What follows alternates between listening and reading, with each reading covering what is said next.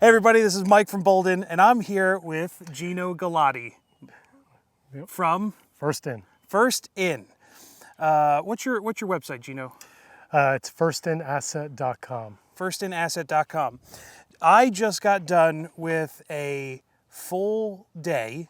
I mean, we put in a pretty good full day today, right? Yes, sir. In the sun. It's beautiful out.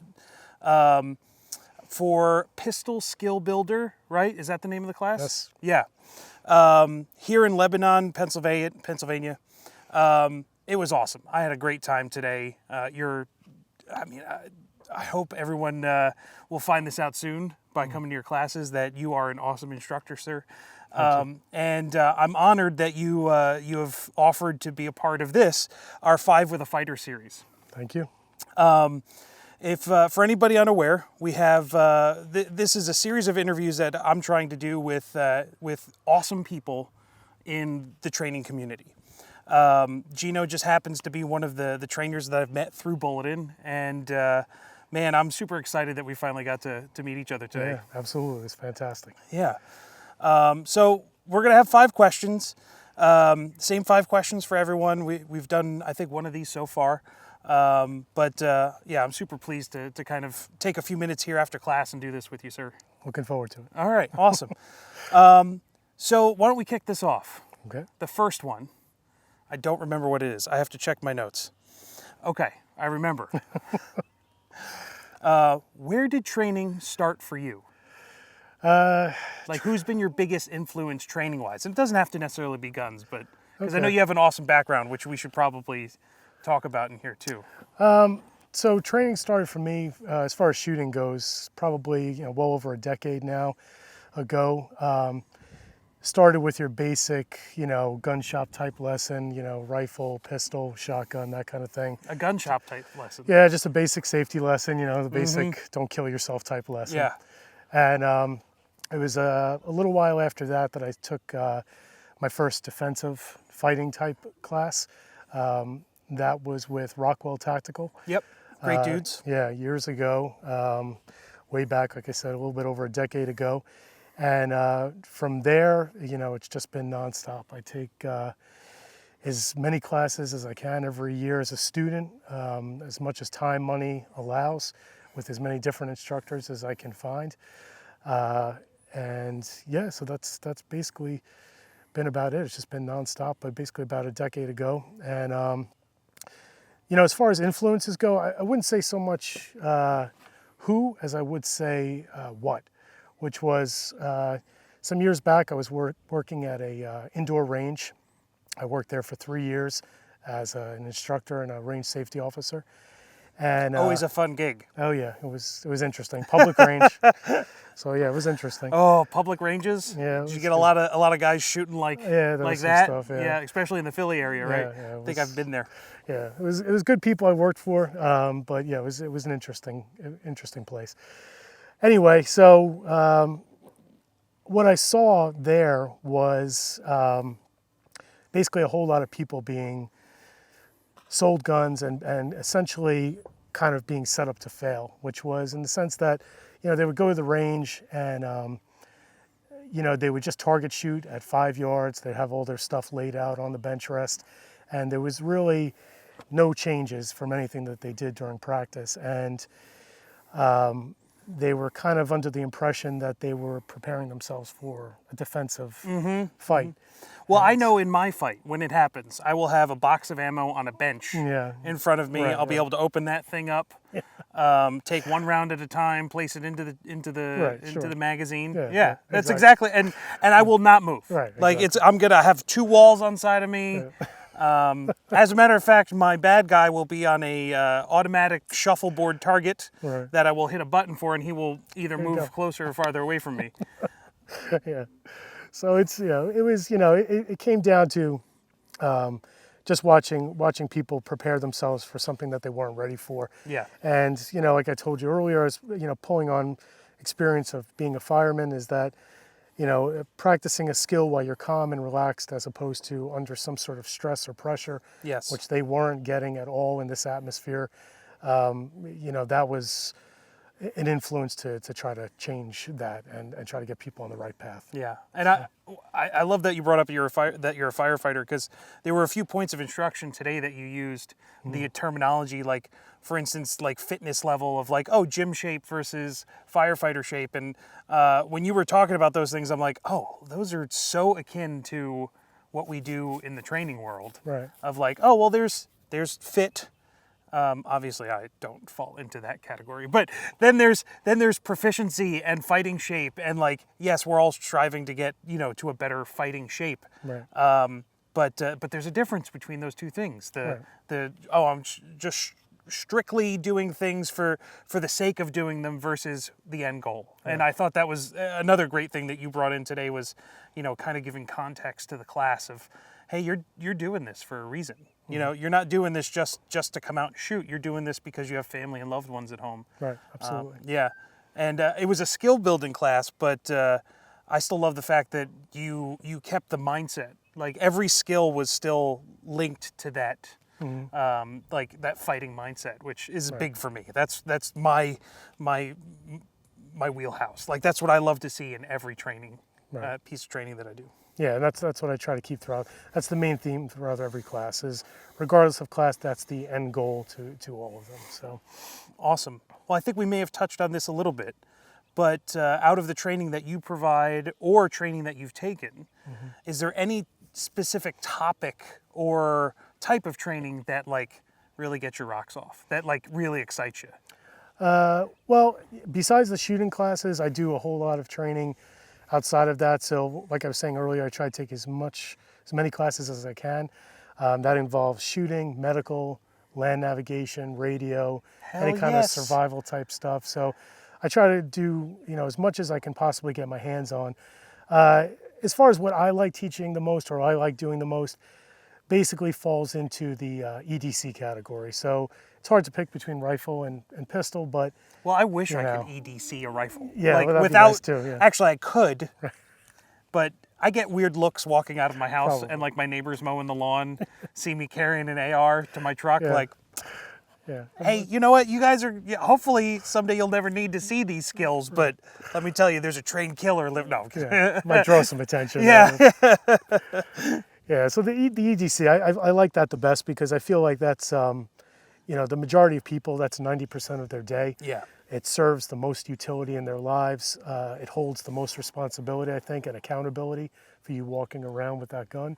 And so I think that there's, a level of proficiency that you should, own and be responsible for. So, yeah, that's what I enjoy the most. And just, because I live this every day, I like passing along what I learned and helping people out. So. I think it's super noble, especially from, I identify with that from the teaching side of things. Like my favorite things to teach are the things that people don't necessarily have any exposure to before. So like first-time pistol shooters or first-time radio users or first-time land navers, like just opening up that world to somebody as something they've never done before, but also keeping it practical as to something that could really potentially benefit their life. And hopefully, well, God forbid anything that would ever happen that they need to use those types of skills, at least they have something to fall back on. Right. Yeah. Absolutely.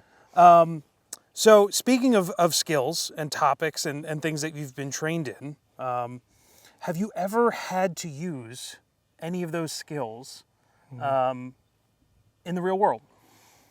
Medical, yes, several times. Gun stuff, no, not yet. The only time I've had to actually draw the gun or grab a rifle in self-defense was a couple of times where I thought there was a home invasion in the process of happening. Oh. But no, it was nothing. And so no, I never had to use any of the skills there, thankfully. But medical, I've used a whole bunch. Okay. Yeah. Is the AR or rifle your go-to for home defense? Yeah, the AR is my my go-to. Yep. All right, we'll be good friends. Yes. Yeah. How about the medical? Any because you had a career providing medical service, I assume, right? Right. Yeah. But any of those like pop out of come to your head that seem relevant for what we do here? So, basically, any kind of like stop the bleed stuff that I would recommend people train on. Yeah. CPR, stop the bleed, any kind of march protocol, anything like that, because you know, that makes the difference, especially in a city like Philly where I live. You know, the response time of a squad getting there can be up to 20 minutes, even more. So 20 minutes. yeah, easy, and that's on a good day. So you know, you really can be the difference, and these are things that anybody can learn. And so learning how to use a tourniquet, learning basic CPR, basic stop the bleed, can really, you know, be the difference between saving your own life or somebody you love. So yeah, I mean, the medical I've used time and again, either while I was still on the job or off the job. You know, just you kind of roll across things in your life, and yeah, it's stuff that can always be used. I feel like asking that question, or like especially the what type of training excites you in this series, is I'm gonna get a lot of the medical. Like a lot of people, like and me too. Like honestly, at the end of the day, I've been in more situations in real life that deal with me like not only just learning medical skills, because I actually haven't had to put any stop the bleed stuff to practice, but preparing for that, thinking through it, being ready for it. Like I've seen car accidents where, oh shit, I grab the med bag in the back of the truck and I pop out of the car and go, oh, okay, everyone's all right, thank God. Right. Like I'm always happy at the end of the day when I don't have to use any of the training that I've gotten, but yeah, it's the medical stuff is definitely the top thing, and I would, you know, a lot of people look at me strange. This is the firearms training community, right? But like, you know, honestly, at the end of the day, if someone was like, "What should I take? Should I take medical or should I take, you know, a firearms class?" I'm like, you'll probably get more mileage out of that medical, just percent, like, you know, statistics wise. Right. Yeah. Sure. But you should do all of it. And usually the gateway drug, if you will, for this world is like the beginner pistol class. You get introduced to guys like Gino, who will usually, you know, if they're putting you on the right path, they're saying, hey, this is great, you've been here, but now it's time to kind of, you know, to expand the mindset, and medical's super important. Yeah. Absolutely. Okay, so we've talked about stuff we've done in the past, skills that you've maybe used. What's next for you? Like, I know you got a bunch of class. You train all the time. Like, you're out here all the time, right? Yes, like almost weekly, right? Yeah. Every week. Every week. Yeah. This guy is prolific. Like, if you are in the what area of PA? Is it southeastern? Southeast. Yeah. Southeastern Pennsylvania, or anywhere around. Gino teaches a shit ton out here in Annville, Lebanon area. You should come out and take one of his classes. And you've got a bunch on the books, like, you know, different level pistol classes, different level rifle classes, skills versus some that are more defensive oriented, right? Yeah, so I have 3 different proficiency classes for pistol and carbine, a skill builder for pistol and carbine, and then a defensive EDC class. So 9 total classes. I got to come to that. Like, after getting the taste today, the schedule worked out. I'm so happy that I was able to come here for this, but it's just a little taste that I've gotten so far of what Gino has to offer, and I can't wait to come back for some more stuff. Outstanding. So you got a bunch of stuff coming up as a teacher. What about as a student? Anything on the calendar, things you're looking forward to, or trainers that you're like, they're on my dream list? Yeah, there's a few. Actually, tomorrow I'm going to a class. I'll be training with Callahan Training Group up in Newfoundland. This is a little bit more of a competition-based training. Okay. So for like USPSA type stuff. But, you know, I have a list throughout the year. I kind of make a list in the beginning of the year of all the people I'd like to train with. And then depending on schedule and money and everything else, I try to, you know, X them off a little, check them off one at a time. But yeah, I've got Callahan tomorrow. I'm looking at training with Steve Fisher again, Sentinel Concepts, and a couple other people on the list. We'll see if the schedule works out. But yeah, what I try to do if I can is I try to schedule a class for myself as a student at least once every couple of months. Right. And so that way, you know, it's just throughout the year I can get in at least like 6 classes or so. I'm a big fan of trainers that train. Like it's like I've seen some that don't. And granted, you know, a lot of people have earned their positions, earned their opinions on stuff. But at the end of the day, what I love to see is trainers putting themselves out there as students to learn new things, to get exposed to new ideas. Because even somebody just breaking into the industry can have different ways of doing things. Like, you know what, that might be Yeah. That might be an awesome way to kind of do that particular thing, or that particular malfunction with a semi-automatic pistol, or whatever it is. I'm just a big fan of seeing guys get out there and go training. Yeah, I absolutely agree. I think you should be, whether you're just a student of the gun or you're an instructor, getting out and training with as many different people. And I encourage all my students to do the same. I tell them you should train with as many different instructors, reputable instructors as you can find, because everybody has a different piece of the puzzle. And everybody has, their own spin of even on the same stuff, whether it's principle-based or whatever. Yeah. And maybe something somebody says to you in a certain way clicks better or whatever. And so, yeah, getting out there and putting yourself out there is definitely the best thing for you. Yeah. So. Cool. So we've gotten through 4 of the questions. Now we got the big one. The big one. The big one. Okay. The one that I kind of like putting people on the spot for, because it could get so deep, or it can be just really just something that means a lot to you. What has been or is your biggest fight as a fighter? Like, that's what we train to do, right? We train to be, we train to defend ourselves, to defend our families, our loved ones, or to make ourselves more capable. For you, what's been the biggest one in your life? Well, I would probably say, I don't know if it's so much a fight as it is trying to constantly remind myself of this, which is coming from the background that I have as being a fireman. There was always that mindset of no one else is coming, so it's up to you, and to keep pushing forward. So there was a time where, as a fireman, it was about 3rd year on the job, I was caught in a flashover, and so pretty much I was almost incinerated. Oh, that sounds like it sucks. Yeah. So it's basically when everything in the room and in the contents of the room all ignites at one time. Oh, okay. And turns into a giant ball of fire with you in it. And so it's pretty fun. And so me and my company were, again, almost incinerated. But at the end of the day, it's that mindset of nobody else is coming, and you have to keep pushing forward. And so that's what I try to remind myself of now, that, no matter what's going on, no matter what is happening in my life, training, whatever it is that I have to just keep moving forward. And, that's what I would say. It's just that constant reminder. Yeah, the drive. Yeah. Yeah. I suffer from that a little bit myself too, or from a fight perspective of always trying to make sure that, man, I got to keep pushing.